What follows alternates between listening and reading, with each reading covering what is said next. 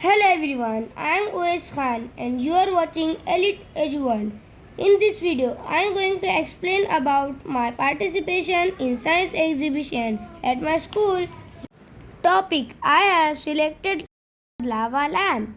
I have used a mixture of sodium bicarbonate and cooking oil and then adding mixture of vinegar and food color to it and magic will happen. Let's see.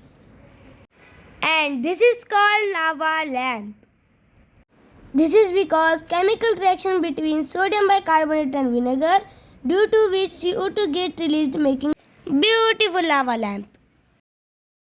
Place the jar on LED light. It enhances the beauty of our lava lamp. Hope you will amazed with this. You can try it at your home and you can use any food color of your choice. Thanks for watching. Like, subscribe and give comments. Bye bye.